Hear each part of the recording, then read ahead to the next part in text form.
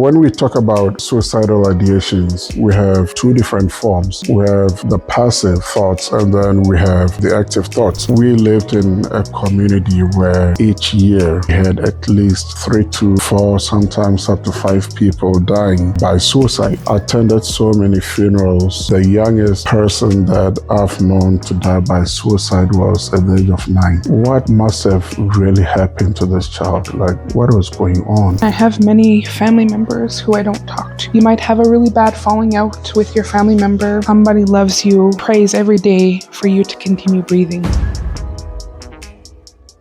Hello, everyone. Welcome back to our channel. This is Beyond the Noise with Charles and Shanice. This is our 5th podcast episode. We're so excited. We're on air, you're tuned in, and as we always say, please grab something cozy to drink, situate yourself in a nice, cozy, and comfortable space. The few recordings that we've shared over the past couple of weeks really has been thrilling. It's been exciting. We're getting to learn a lot more of ourselves than we even knew. Mm-hmm. And we also want to thank our viewers for all the love that you've demonstrated, all the support. Trust me, it keeps us going. It keeps the energy flowing. So please, before we dive into our topic for today, don't forget to subscribe, like our comments or like our videos. Mm-hmm. And we'll continue to produce more as it relates to mental health. Yes.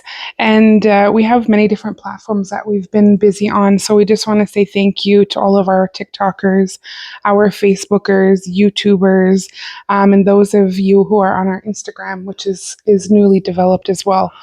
Yes. And also those of you who download our podcast from Spotify. Right, yes. Yes, we want to thank you for all the support that we've received. Yes. So, as we mentioned, today is podcast number 5.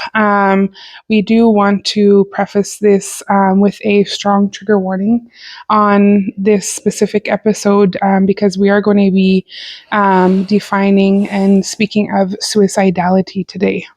Which is a very hard and sensitive topic to talk about. It cuts very deep, especially for us, mm-hmm. And for our viewers as well. You may be impacted by this, either directly or indirectly. So we hope that you'll find a safe space to watch this video or to listen to this podcast, as we are going to be talking about suicide. Mm-hmm. And yes, we have to, again, bring it to light that it's going to be touching us on a very deeper level, mm-hmm. and also for our viewers. Mm-hmm. No, thank you for that, Charles. It's most important to take that into consideration. We are going to be sharing, well, specifically, I'm going to be sharing my personal experiences, as well as some statistics that we've known through our professional lives. So please, if you feel that this might be something that will trigger you or cause some harm for you emotionally, we ask that you find the right space before you begin this episode. And again, we do want to open up this space and share that we are always open. If you know how to reach us. If not through our social media platforms, we're always monitoring our messages as well. So please, if you need to reach out, please do so. Thank you very much, Shanice. I just want to talk about suicide in a nutshell. As I understand it, it's a multifaceted, complex topic, Mm-hmm. Somebody just don't decide that they're going to kill themselves. Mm-hmm. It's multi-layered. And most times it stems from so many different things. Yeah. Which you and I can talk more about, mm-hmm. right? Where it stems from. Right. And, we wanted to talk about when we're discussing suicidality, it's not to glorify the topic or the conversation or anyone's experiences, but it's about understanding its nuances to foster that awareness and compassion. We've described before that we would deep dive into many sensitive spaces in this podcast, and that's kind of where Beyond the Noise came from, is really wanting to go beyond the noise to talk about different subjects that are sensitive and taboo. Yeah. And I just want to share with our viewers that, so when we talk about suicidal ideations, we have two different forms. Mm-hmm. We have the passive thoughts, and then we have the active thoughts. So the passive thoughts is when someone just wishes to be dead. But then the active thoughts is when there's actual planning behind it, Right. to the point where it becomes suicidal completion. And we don't say that somebody committed suicide. That's the old terminology. Right. When we say somebody committed suicide, it's as if the person committed a crime. Right. And we know that it's not a crime. So rather we say the person died by suicide. Thank you, Charles, for sharing that, because prior to going to school, I would use that terminology, so and so committed suicide. And I never really understood, switching that language to be a bit more mindful and sensitive or compassionate, but rather this person or individual died by suicide. And it makes a huge difference in our language and how we think about the situation. Because when we think of committed, it's something that, when it's completed, someone's been longing for that. It's committed, right? It's a bit of a sensitive area, I would say. And so I thank you for sharing that. That is an old terminology, and the new terminology would be so and so has died by suicide. Yes, yeah, exactly that. And especially for me and you who lived in a smaller community, it's a very hard and difficult subject, for us to talk about. We lived in a community where each year, we had at least 3 to 4, sometimes up to 5 people dying by suicide. I've attended so many funerals, not only in our community, but across the territory, and the youngest person that I've known to die by suicide was at the age of 9. And in that moment, I asked myself, what must have really happened to this child? Like, what was going on? Right. For a 9-year-old to die by suicide. I can only imagine what the home life was like for that individual. Yeah. Who died. Yeah, 9 is very, very young, and one of ours is almost nearing that age ourselves, right? So, sorry, one of our children is almost nearing that age, and so just even to wrap my head around that is very challenging, because as I analyze our child's life, who's around that age. You can't even begin to think, do they even have a thought of knowing that what harm is to themselves, right? So yeah, it makes you think what happened to them in their home or their daily life. Yeah, I mean, the World Health Organization are saying that at least 800,000 people die in a year as it relates to suicide. And is the 4th leading cause of death globally. Right. While those statistics might be true, for us, it's also quite different. Where we lived, the population was only closer to 2,000 people.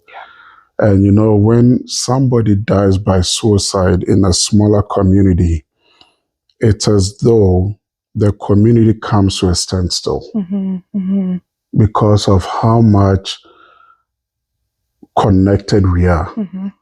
I think of the family interconnectedness. I think of the community interconnectedness, and so it's a community that if it's not directly impacting you, it's also indirectly impacting you. Right.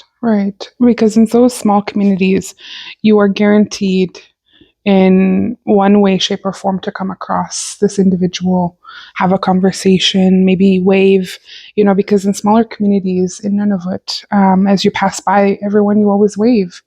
Ask, hi, how are you? How's it going? Those small conversations, but in some way, shape, or form, you've had a interaction with an individual or the individual in your community.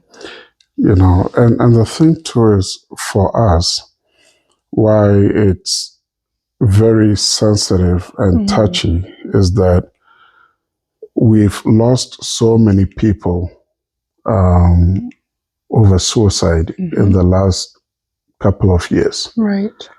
And usually if a suicide happens in this community, the next community mostly is also affected by it because their family also lived in this community where the person has passed on. And suicidality is so high that we never get the opportunity to heal and grieve properly. And then the next one happens. And then it keeps happening. So it becomes a multiple loss effect, right? Where we don't get the opportunity to heal. And then another one hits. Right. So at some point you get lost. Yep, that's very true. And there are so many different factors that come into play for an individual who is contemplating, who has attempted and who has completed, right? There are so many different factors, mental health disorders. We've talked about trauma, substance abuse, and all the life stressors that we have, and I was just talking with you the other day in the car, and we had come through a path of here in Edmonton where there was a lot of homeless people, and some of them were shooting up their drugs and just doing their thing. And I remember asking you, man, I wonder how many people are on this street that have held really high positions in their lives, who've been at the toppest of the corporate world and have now ended up on the streets. And so, life stressors come into that. And our previous podcast, when we spoke about adverse childhood experiences and the understanding the importance of childhood development, because if we are not equipped with the ability to process information and our emotions, then sometimes we ultimately think the end all be all question, or not question, but thing that will help us to end it all is suicide, and that is, it's very hard to even grasp, because having gone through it myself, processing those emotions, thinking about ways to end my own life, how my family has, some of my family members have gone through it and completed, attempted. It's really, it hits very deep, and so there are many different factors that come into play, and so that's why I think we strive to create those safe spaces, and being mindful all the time, just where people might be at, and asking them, how are you doing? What's going on for you today? Have you eaten? Can I take you out for lunch? Do you want to go for a drive? So just understanding the causes of suicidality. It's deep. I want to honestly thank you for being brave and for sharing. Um, when a person is contemplating suicide, they don't see all the love that that's behind them. Sometimes they forget about the family support that's there for them. Mm-hmm. Sometimes they forget about the community support that's there for them. Right. They feel that this is it for me. Mm-hmm. I cannot continue with my life anymore. Mm-hmm. And that's usually what happens to a person who is contemplating suicide, Mm-hmm. who is actively planning, Right. you know. But as we understand the human nature, not all is always lost. Mm-hmm. There's always somebody who is willing to listen to you, Right. no matter how hard life choices and decisions has been. Mm-hmm. Yeah, but we also need to talk about where the mind can go when someone is in active thought and active process, right? Because in those times you begin to think that there is no hope, that there is nothing there, everything is lost, right? And those times are probably in this field of social work that we're in can be very challenging as helpers or family that provide that support.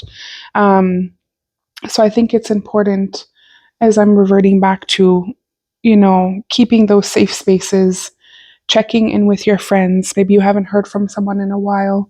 Um, Maybe you haven't heard from a family member in a while. Maybe you've had a falling out with a family member.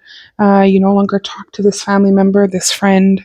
Um, and I can share a little bit deeper on my personal experience. I do have an estranged brother, and I think in the beginning of our podcast, I've shared that him and I. So I have five siblings, but this brother I'm talking about, we share the same mother and father, and my other siblings either have a different mom or a different father. Still love them all equally, but we're estranged. We've gone completely separate paths.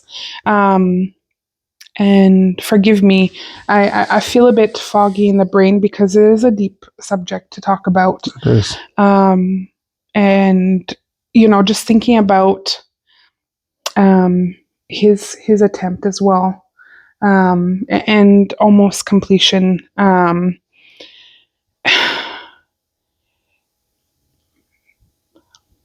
It's hard to fathom because you hope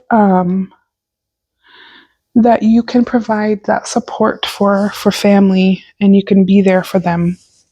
Um, and sometimes I always say to you, Charles, and I am completely comfortable crying on camera because I think it's it's a way to show that we can be brave and that we can persevere through some very challenging times. And it's okay to be vulnerable. Yeah. But I always share that life is too short. Yes. Um, and I have many family members who I don't talk to. I put away my Kleenex, but I still need it. um, but that's probably one thing that I will forever advocate for our children. And family that I speak to, friends that I speak to, is life is too short. You might have a really bad falling out with your family member. They might have done you extremely wrong. They might have hurt you in ways that you didn't ever imagine that they could hurt you.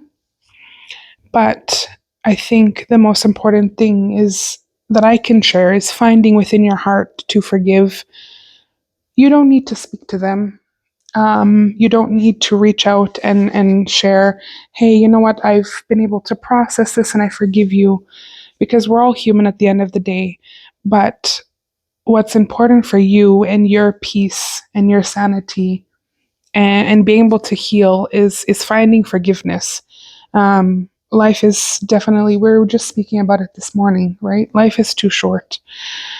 And even if you don't think you don't have that support or that love, or community engagement, or you think so low of yourself, I can guarantee you that somebody loves you and prays every day for you to continue breathing. Shanice, I couldn't have said it much better.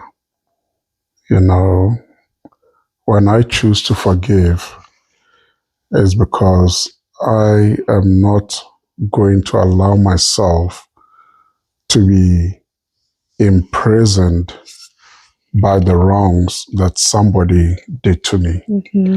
I am choosing to forgive so that I can move on with my life, Right. you know. And if we bring it back to suicidality, Mm-hmm. I think of how many family members have hurt each other. Mm-hmm. I read a meme today where it said family is not only the ones that are connected to you through blood, Mm-hmm. but the ones that love you, the ones that you trust, the ones that are loyal to you are also considered as family. Mm-hmm. They are not there to betray you, Right. but they are there to help you through every hard process Mm-hmm. that you are going through. No, that's important, remembering those that are not blood related. And I think you've probably shared that great knowledge with me in our relationship is, we don't need to have blood. We don't need to be blood related or blood connected in order to love each other and to be there for each other. And I have best friends who I call my sisters, and we have no blood relation, but they've been there. Similar to how you have your brothers who are not blood related, but you have that familiar connection and you're able to go to them in times of need. And I can guarantee you that there are people out there who have no connection, no relation, but have seen you in passing or have seen the things that you've done or have provided, speaking more specifically to smaller communities, larger communities. I can guarantee you someone has recognized your ability, your strength, and has wished well for you. Thank you. Thank you for that. As a young boy who lived in Toronto at some point in my life, Mm-hmm. suicide was far from me. If I was going to learn of suicide, it's because of what I've seen in the news. But I wasn't connected to it in any way, shape, or form Mm-hmm. until I moved up north Mm-hmm. to Nunavut, where it just, the prevalence of suicide is so high, and I think of all the social determinants of health, that are lacking for the majority of people. Mm-hmm. High rates of poverty, Yeah. the cost of living is extremely high. Here in southern Edmonton or in southern Canada, Yeah. you can buy a case of pop for $5, even though some people might see it expensive. But for us who once lived up north and we see the cost of pop, which can reach up to $30, Mm-hmm. that's insane Yeah. to think about. Mm-hmm. And then we have housing shortages Right. up there, so the higher rates of homelessness or precarious housing is also very high, where we've seen families or households where you have, sometimes up to 10 people living in a 2-bedroom house. Right. Right. For me, as an African child growing up, it's completely normal Mm-hmm. to have overcrowded housing, Mm-hmm. But in this part of the world, it doesn't make sense, Right. especially in a first world country where housing shortages are so high, and in Nunavut, it's worse, right? And you have, you know, circumstances where there are 10 people living in a two-bedroom house. Right. And we know that with the prevalence of suicidality, is the majority are usually between the ages of 15 to 29. And yes, it varies, Right. but that's the general gap that we look at. So I'm thinking of all the young people that are living in overcrowded housing and are not able to communicate their feelings. They're not able to feel fully express their thoughts. Or That, have privacy. or have privacy, you know. And when they want to reach out for help, it becomes hard for them. Right. You can't call from an overcrowding house to a helpline and say that, hey, I need help. I'm thinking of suicide. Everybody's looking at you. Yeah. Everybody's listening in on your conversation. So when I moved up north is where I really got closer to the topic of suicide. As I was sharing with you earlier, I've been to so many funerals, at least well over 30, of people I personally know who have died by suicide. The youngest one being a 9-year-old. And so today, it's hard to talk about. It is. I can imagine all the beautiful life that was ahead of this child. And it ended. You know? Yeah. And so I got more interested in knowing, how can I recognize the signs when someone is actively thinking of suicide? Right. And what I got to know, or what I understand it now as it relates to suicide, is usually you find people beginning to give away their belongings, something that's very dear to their heart. They will freely give it to you. And we think it's a gesture of kindness and of love. But perhaps we may want to dive a little bit deeper, because when somebody is giving away their personal belongings, especially when it's so dear to them, most likely that person is thinking of suicide. Yeah, definitely that is part of it. And when we're talking about recognizing the signs, sometimes there just might not be any signs at all. Yes. And that is probably one of the scarier parts of it, right? You can have someone who you've known to be lively, to be outgoing, to always be volunteering or helping here and there. And then a few weeks later, a few months later, you're hearing the news of their passing. They've died by suicide. Yeah. And so, when we talk about recognizing the signs, and I want you, Charles, to kind of go a bit deeper on this for me. But I never felt comfortable, even before I started this journey of my social work career. I never felt comfortable when a friend or family, was reaching out for help to me. Because I've always been the kind of go-to person who's been providing that space for them that's safe. And I never felt comfortable if I've recognized signs, if I've kind of had a little inkling in my mind that are they thinking of suicide, or are they thinking of self-harm? Because I know that word I would hear a lot is self-harm, right?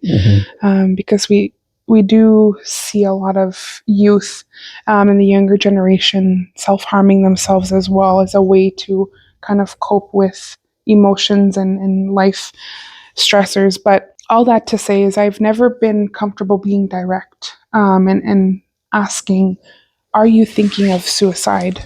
It's a very hard question to ask, and just before we even dive into that,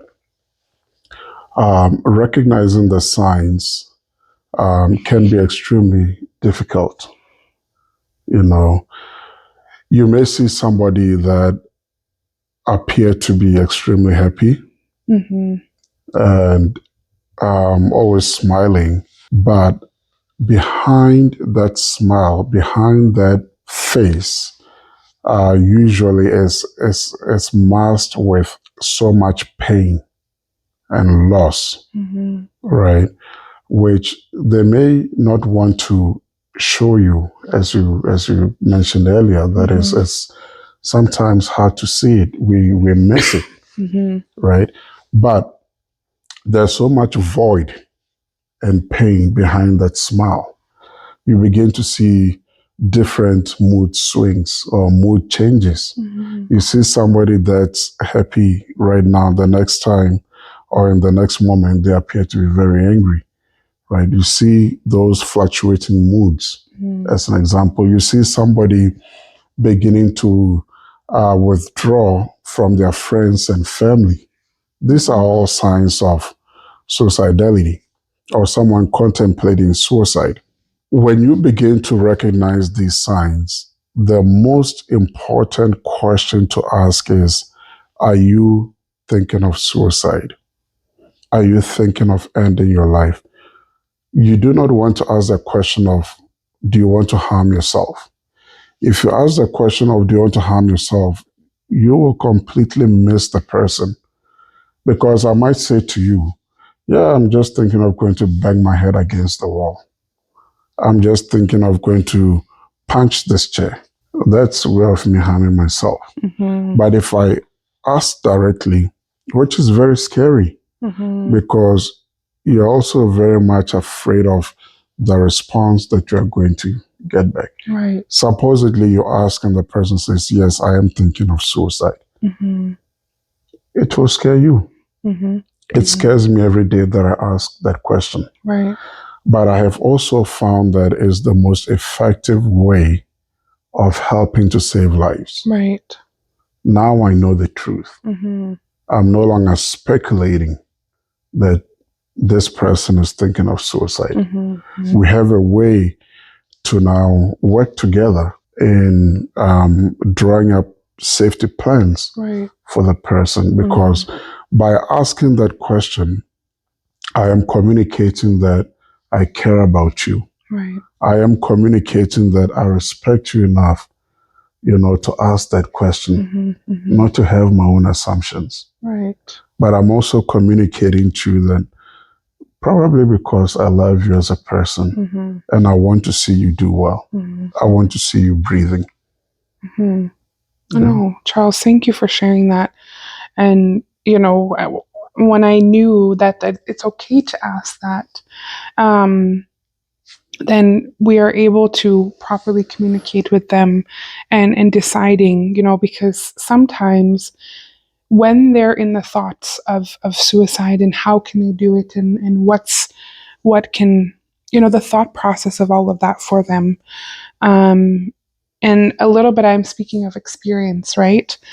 If someone was able to speak to the teenage Shanice and ask me that direct question, Shanice, are you thinking of suicide? Are you, have you had thoughts of that?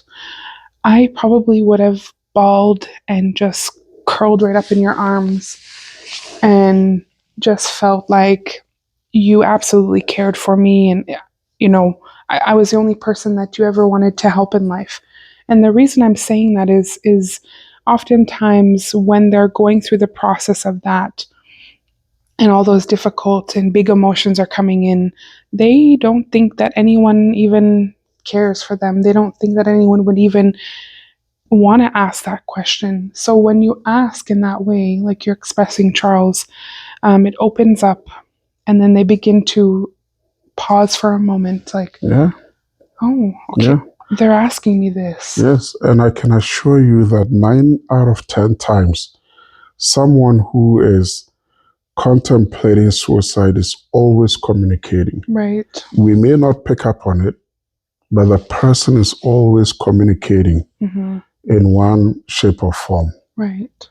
And you can see through demonstrated behaviors, risk-taking behaviors, as an example, or somebody might in passing tell you, I'm going to kill myself. And you think it's a bluff. Mm-hmm. But most likely, it could be true that the person is also thinking of suicide, Mm-hmm.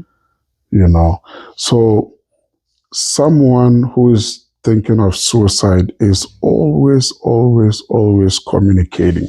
Right. They may not verbally put it out there, but you can see it through their actions.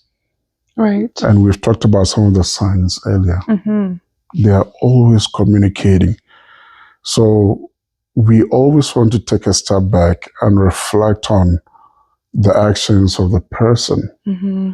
And because for me and you, we are so well trained, well versed with the topic of suicidality, we can always, most times, pick out when we see somebody who's not doing well, Mm-hmm. who is potentially contemplating suicide, Right. and it so scares us, Mm-hmm.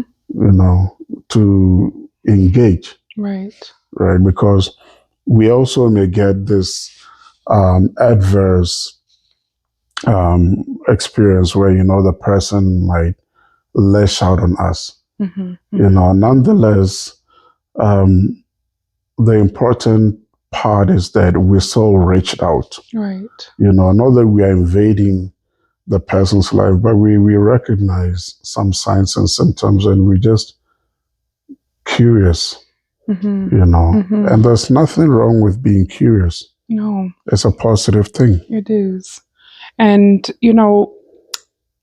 furthering on that, asking them maybe what are they living for? What gives them hope? Those kind of questions to kind of what makes them happy. What is your purpose in life? What do you value of yourself? And we call those the miracle questions. Right. Because when a person is contemplating suicide, remember I said they're not thinking of anyone who loves them. They're not thinking of all the wealth of money they have in the world. They're not thinking about all the support systems. All they see is death. Right. And how they've planned to do it. Mm-hmm.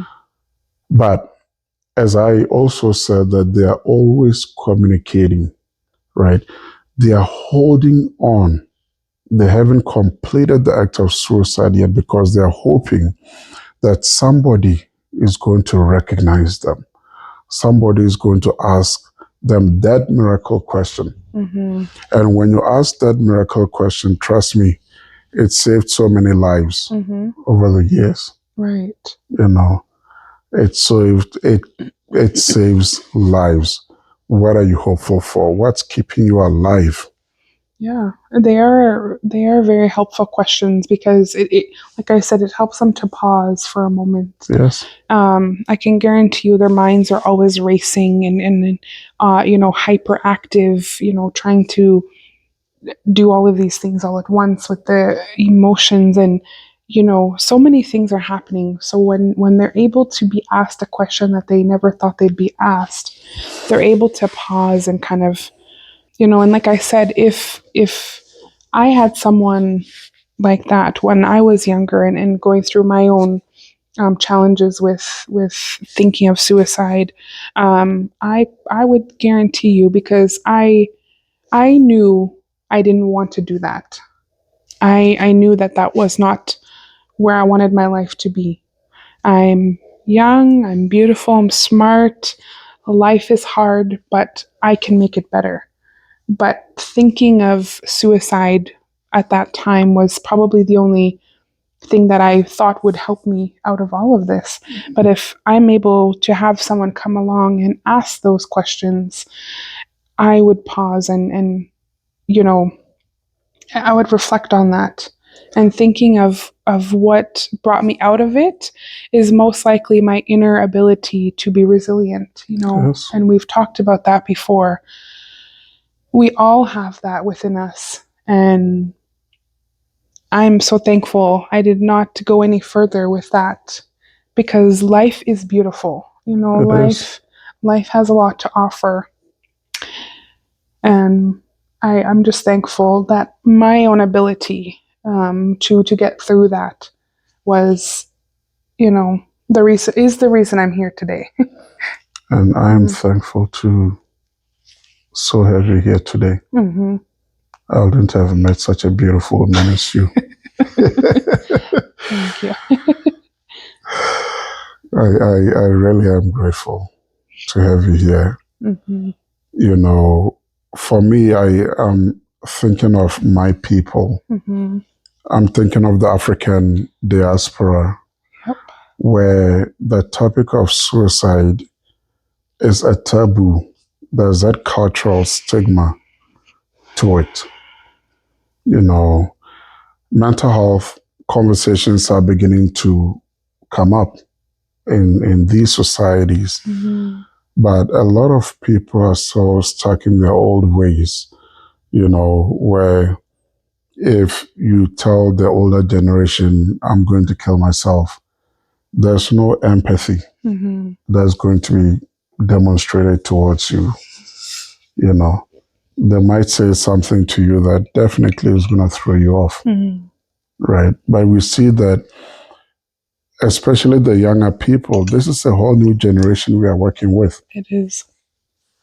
They don't understand, our parents, where they went by the notion of strap on your boots, keep on working hard, keep on going. Mm-hmm.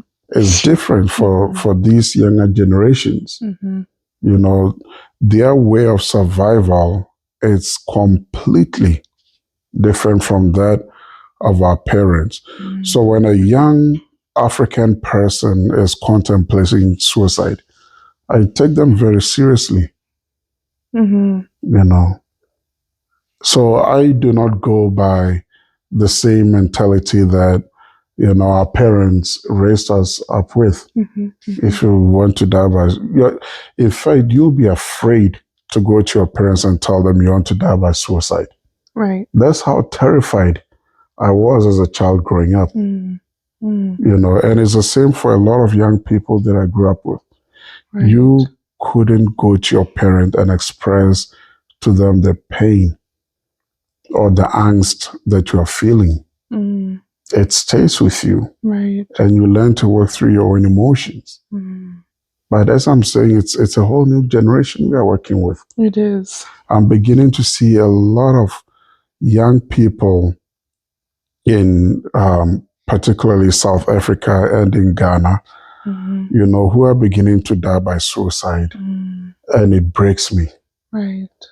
Because our culture don't allow us to speak about it. Our parents don't have room to listen to those conversations. So there's a lot of stuff suppressed. Yes, our religion, especially Christianity. I can't speak for the other religions, but coming from a Christian home, you cannot talk about suicide. It's a taboo, it's shunned. Right. So like right now, I can only think of what these young people are going through. Yeah. And I hope that the topic of mental health will continue in these African diasporas, in these African societies. We shouldn't hide away from mental health. We shouldn't hide away from the topic of suicidality because it's depleting our younger people. We want to see them stay alive. Right. No, Charles, truly, I think you have been such a monumental staple for a lot of African communities. And I thank you for advocating and speaking up, because we've always talked about this, the challenges of just speaking about mental health and going through those. And as we raise our children, we hope that we will continue to have those open discussions. And, so I really thank you for advocating for your communities. It's important. And they're able to see just the prime example here of how important it is, and that it's okay to talk about mental health and not shun away from it. Thank you, Shani, so much. And likewise, with you being here and representing the indigenous communities, it's so important. It's so vital. You are helping to change narratives. You are putting out educative materials out there, and you're also expressing to people that, hey, listen, I went through my life challenges. I went through my struggles, but here I am today. I didn't give up. Right. I looked at all the supports around me, and you found that help you needed. There's always somebody who's willing to help. There is. There's always someone out there. Whether you know it or you don't know it, I can guarantee you there's always help. And there's different ways we can have prevention strategies, whether that's community programming that we're talking about, awareness campaigns, and education. And I think that's kind of where we come into this is, we appreciate the platform that we're building here with Beyond the Noise and the community, because when we think of community, we think of an actual town, a village, or physical space. But this is also a community that we're building, and all of you that subscribe and tune in and find comfort in our voices and in what we share is also a community. And so I think I'm truly thankful for the platform that we're given to build this. Build up on these hard conversations, bring awareness, and provide that education as we highlight the importance of being open about conversations surrounding mental health, specifically suicidality. And just adding on to community programming, young people especially are always looking for outlets. Right.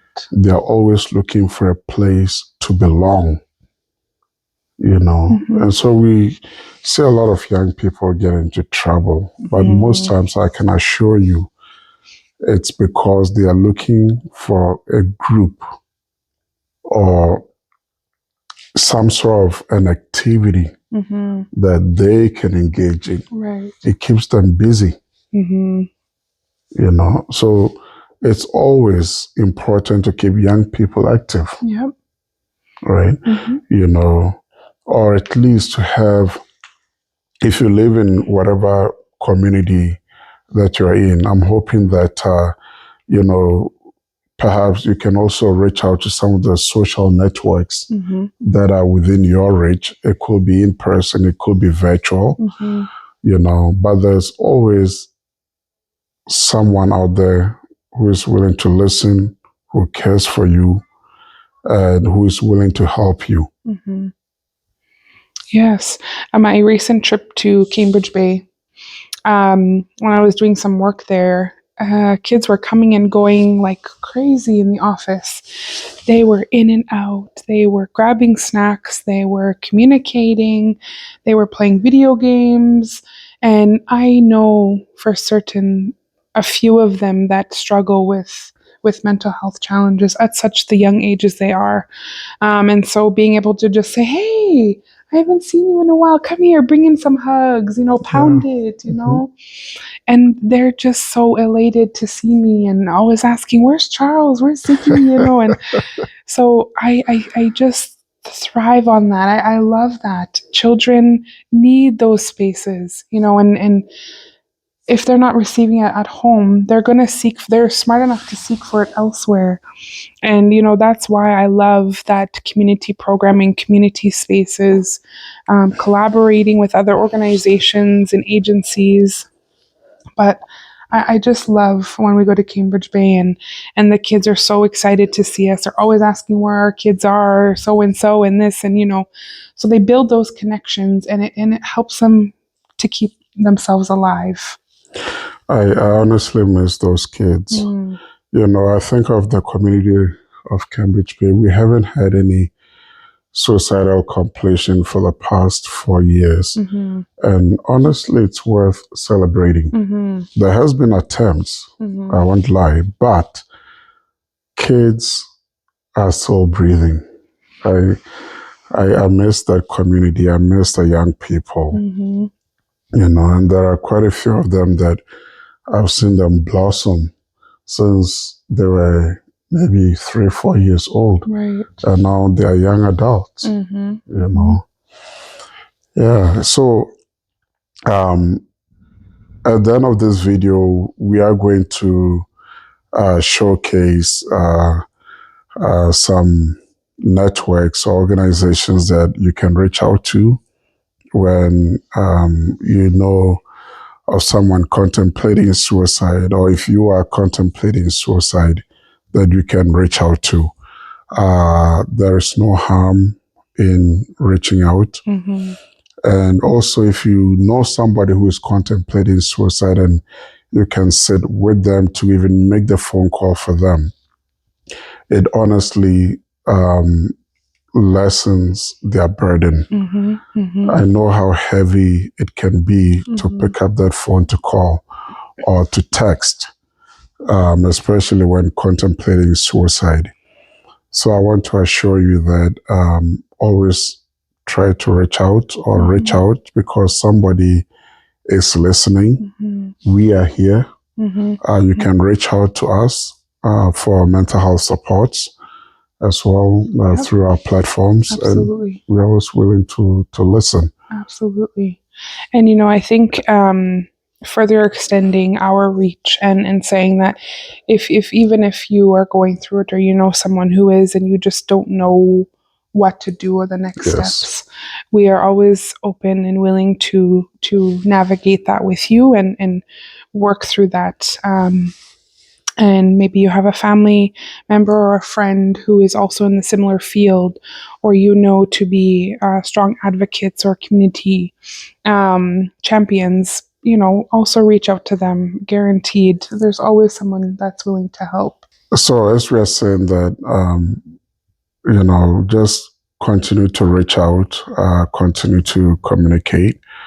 There's always going to be help coming. I can assure you that. And if you want to ask us specific questions on how to assist someone who is thinking of suicide, please do not hesitate to reach out to us. We are here to listen. So as we wrap up today's conversation, it's essential to remember that even in our darkest moments, there's always going to be a glimpse of light. Not all is lost. Right. There's always going to be that glimmer of hope, and suicidality can feel very isolating, but reaching out and sharing your struggles can lead to connection and understanding. Even if you find comfort in me sharing my story, or you find that hope with my story as well, similar to Charles and his upbringing. Please, we've discussed the importance of seeking help, recognizing the signs, and supporting one another. Each step taken forward towards that awareness and compassion can make a profound difference in someone's life. It truly can. All we have to do is be present for each other. Right. Absolutely. So let's carry forward the message that no one else is talking about, and let's showcase that we can come together and be in this with each other, and that no one is alone in this journey. Yes, and let's try. Let's give it our all to help destigmatize mental health. Let's make it a normal conversation to talk about. Let's not continue to make suicide a taboo to talk about. Let's not stigmatize suicidality. Right. It affects all of us directly and indirectly. Right. Yeah. So please reach out to us. Don't forget to subscribe to our channel, Beyond the Noise Official. Again, we are on Spotify, YouTube, Facebook, and TikTok. Instagram, Yes. Amazon Music Oh, as yes. well. As well.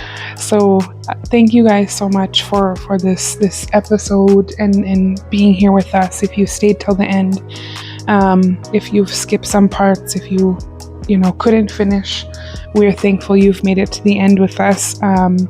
And please be mindful of where you are at emotionally, mentally, physically, and be gentle on yourselves. That's the most important thing that you can do for yourself.